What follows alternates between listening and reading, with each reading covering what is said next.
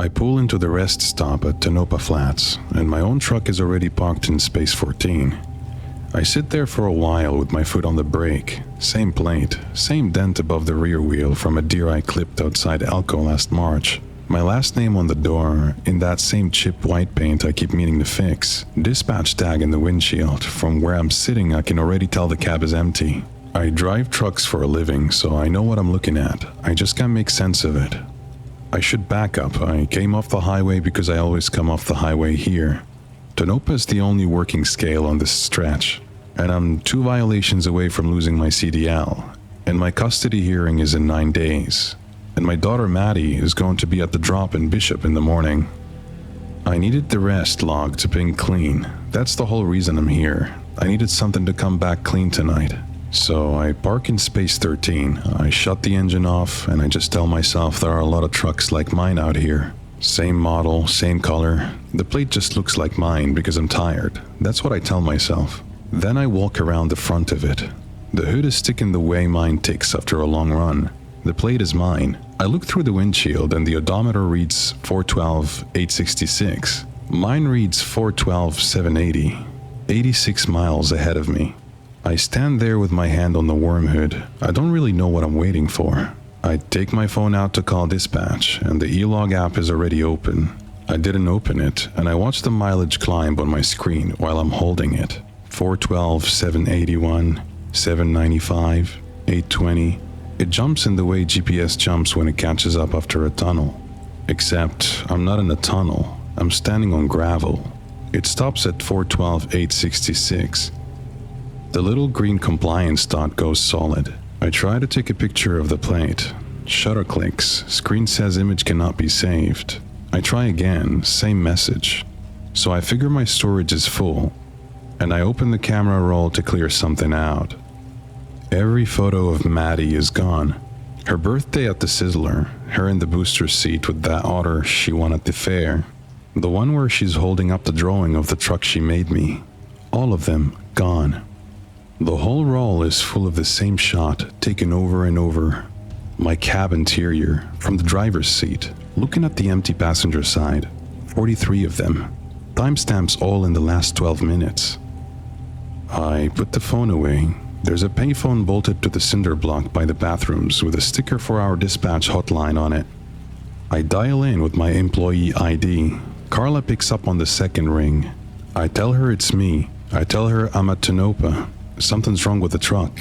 There's a long pause, and I can hear her typing. Then she says my unit is 62 miles south of Tonopah, doing a steady 58, and ask who's calling.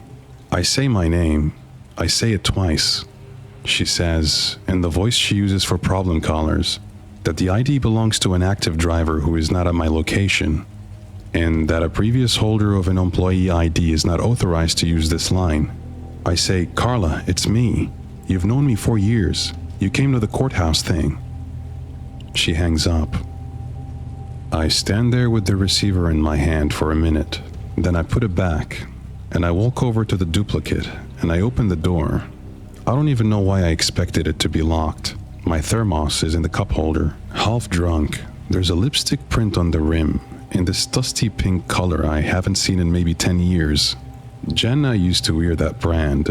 She stopped before Maddie was born. She used to leave a print like that on my coffee cup on the mornings I left at 4 in the morning. The wax is still soft when I touch it. I close the door. I'm not going to figure this out standing here. I just decide to drive, get back on the road, get to Bishop, deal with whatever this is when I'm not alone in the dark. So I climb up into my own rig, and the fuel gauge is sitting on empty. I had 3/4 of a tank when I pulled in. I tap the gauge, the way you do, knowing it doesn't help.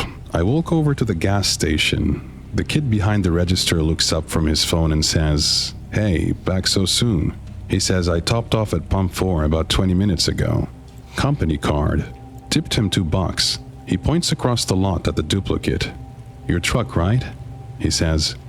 "I came in here 10 seconds ago." I'm walking back across the lot when the duplicate's brake lights come on. There's nobody in it.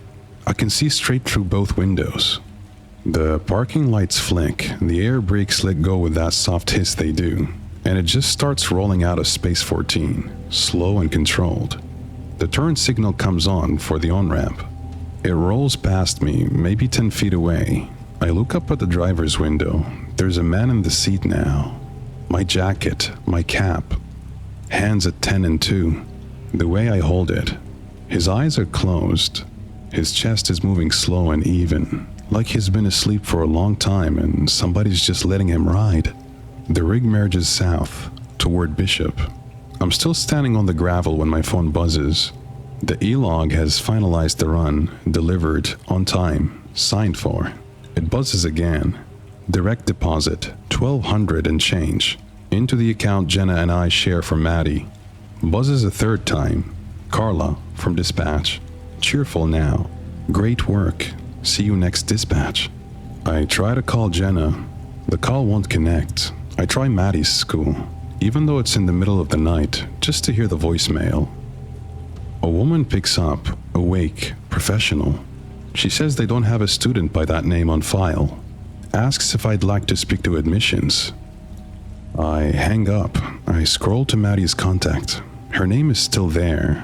The number under it is a unit ID, the kind dispatch assigns to a GPS box. I know it's a GPS unit because the format matches the one stenciled on the inside of my own door. I stand in space 14 for a while. The asphalt under my boots is still warm from a hood that already left. Another truck is coming up the ramp.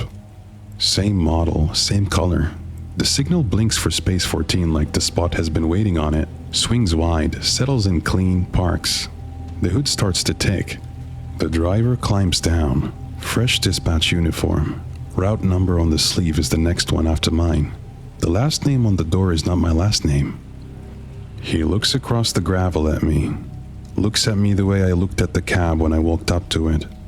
He says, "Hey man, is that your truck?" I picked the ring up off a roadside cross this morning, and tonight my wife is crying in the kitchen and calling me Ray. My name is Daniel. We don't have any kids. The ring is on my finger and I can't seem to take it off. I should back up. I drive Highway 59 most days for work. There's a little white cross at mile 92 with plastic flowers tied to it. I've passed it 100 times. I stop at memorials. I've stopped at memorials since my brother died outside Beaumont 6 years ago, and I wasn't there to stand on the shoulder for him. I get out. I straighten the flowers if they need it. I say something. It's a thing I do. This morning, the cross was leaning. There was a gold band looped over the top of it, catching the sun. A men's wedding ring. I don't know how long it had been there. I figured somebody's family would come back for it eventually. But the way it was sitting out in the open, somebody would pocket it first. I picked it up. The plan was to drop it off at the sheriff's substation in town. I slid it onto my finger so I wouldn't lose it driving. That's all. It was warm, but everything's warm out there. I noticed the engraving when I was getting back in the truck. The inside of the band said, always, R. The handwriting was my wife's, not similar to my wife's, hers. Hannah does this little hook on the tail of a G, and on her D's. And it was there. My wife's name is Hannah. It doesn't start with R. I drove home slow. I told myself there are thousands of people with similar handwriting. I told myself the R could mean anything. By the time I pulled into the driveway, I had decided I'd take it off at the kitchen sink, drop it in a sandwich bag, and bring it to the substation after dinner. A normal plan for a normal evening. I twisted it off over the sink. Hannah came in carrying groceries. She saw my hand and dropped the bag. She didn't ask anything. She started crying. Hard. The way she cried when her dad died, asking how I could do this. How I could take it off after I promised her the vow renewal. How she'd been packing the dress for weeks. What about Ruth? What was she supposed to tell Ruth? I had the ring pinched between two fingers. I didn't know what to do with my face. She was looking at me like I was breaking her heart. I pushed it back on. She stopped. She blinked. She smiled and asked if I wanted the chicken or the pork chops for dinner. I told her I forgot something at the hardware store and got back in the truck. I drove out to mile 92 to put it back where it came from. The cross wasn't there. No wood, no flowers, no scuff in the gravel where it had been planted. I drove the shoulder back and forth for 20 minutes thinking I had the mile wrong, even though I knew I didn't. I found it at mile 117, 25 miles further down the road, same cross, same flowers. The little loop on top was empty, and the wood was worn smooth in a circle, the way wood gets when something has been sitting on it for a long time. I took the ring off and tried to set it back on the loop. It rolled off into the dirt. I picked it up and tried again. It rolled off again. I tried a third time, slower, and somewhere between picking it up and setting it down, I put it back on my own finger. I don't remember deciding to. I sat in the truck for a while. When I got home, Hannah was on the couch with her phone. She held it out to show me a picture. A little girl in a yellow dress, maybe 4, holding a stuffed rabbit. Brown hair. She had my chin. Hannah said, "Look at her. You've been so far away lately. You have to look at her." I have never seen that child in my life. I went into the bathroom and opened my own camera roll. The same picture was in there. June, 4 years ago. Before it, a picture of me in a hospital room holding the same girl as a newborn. I was wearing the ring. In the photo, my eyes are wet and I'm laughing. I don't remember the room. I don't remember the day. The ring on the man's finger in that picture is the ring on my finger now. I called my mother. She picked up on the first ring and said, "Hi, sweetheart." She called me Ray. I said, "Mom, it's Daniel." She laughed. She said, "Oh, stop." She talked for 10 minutes about Ray's wedding. She told me about the rehearsal dinner at the Italian place on Cato. She told me about the cake having the wrong name written on it and the lady fixing it with extra frosting. She told me how Ray cried during his own vows. That was my rehearsal dinner. That was my cake.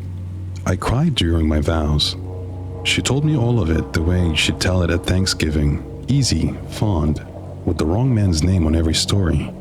I told her I'd call her back. I went into the bathroom and ran the tap and lathered my hand up with soap and started pulling.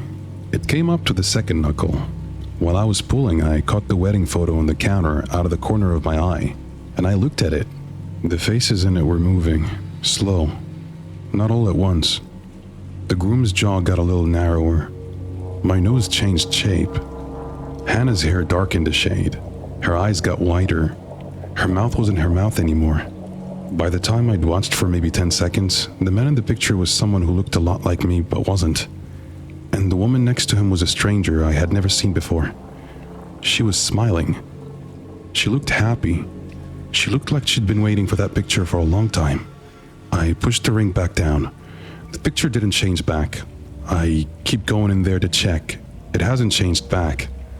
I sat on the edge of the bed for a long time. Hannah came in eventually. She kissed my forehead and pulled the covers up over me. She turned off the lamp. In the dark, she put her mouth close to my ear and said, "Thank you for finding me. I was on the side of the road for so long." I lay there with my hand on my chest. I tried to remember Hannah's laugh, the real one, the surprised one she does when something catches her off guard. I couldn't get to it. I kept reaching for it and finding other things instead. A child laughing, a wedding I didn't have, the smell of a hospital room I've never been in. I must have slept. I woke up before the alarm. The room was gray. My hand was on the blanket in front of my face. The ring wasn't on it. There was a pale band where the ring had been, deep, faded at the edges, the kind of mark a ring leaves after you've worn it for 30 years. On the nightstand, there was a small white cross, fresh wood, plastic flowers, a man's gold band looped over the top, catching the first light through the window. I picked it up and turned it. The inside was always D. Down the hall, a child's voice called for Dad.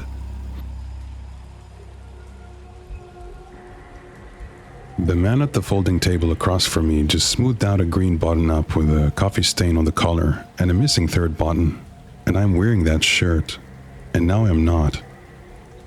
I felt it leave, not a tug, more like the weight of fabric on my shoulders simply going quiet. I looked down and there was a different shirt on me, an older one, gray, one I forgot I owned. The green one is on his table, folded into a neat square, the coffee stain centered like he meant it to be. My washer at home died last Wednesday. The super said end of the month for the new one. I came down here because I didn't have a clean shirt for work tomorrow, and the all-night place on Carlton was the only option that wouldn't mean asking anybody for anything. I live alone. I'm 41. Nobody checks on me at night. I came in around 11, loaded one machine, sat in the orange plastic chair against the window, and started the podcast. He was already at the long table when I noticed him, maybe 30 feet from me, folding. He had a basket on the floor and a stack going up beside him. He wasn't looking at the clothes. He was looking at the wall above the change machine, smiling a little, the way somebody smiles at a memory while their hands keep doing dishes. I noticed the stack because the top shirt was a navy Henley with a torn cuff. I have a navy Henley with a torn cuff. It's hanging on the back of my closet door. I locked the door when I left. I sat there for maybe a full minute trying to make that mean something normal. Two people can own the same shirt. Lots of people tear cuffs. Then he picked up a folded gray hoodie from his stack and laid the green button up on top of it. And I felt my collar go cold because the collar wasn't there anymore. I stood up. I walked toward him, slow, like you walk toward an animal you don't want to spook. He didn't look up. He picked up another shirt from his basket. Without turning his head, in a polite, easy voice, he said, "Sleeves first, then the back." That's how my mother taught me to fold. She'd flip the shirt face down, fold the sleeves in toward the spine, then bring the bottom up to the collar.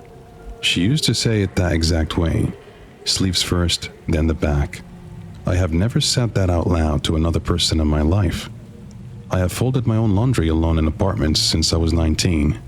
I reached for the green shirt on his stack. I was going to grab it and walk out. My hand went through it, not under it, through it. I felt the table underneath my palm. Cool plastic, a faint hum from the machines. The shirt didn't move. He kept folding. I looked down at myself. The gray undershirt I'd worn beneath the button-up was now the only thing on my torso. And as I watched, it pulled tighter against me, the way a shirt does when it's about to be lifted. I grabbed the hem and held it down. He hadn't picked it up yet. I started backing toward the door. I patted my pocket for my keys, and they weren't there. I patted the other pocket. Nothing. I looked up at him, and he had a shoelace around his neck I hadn't noticed before.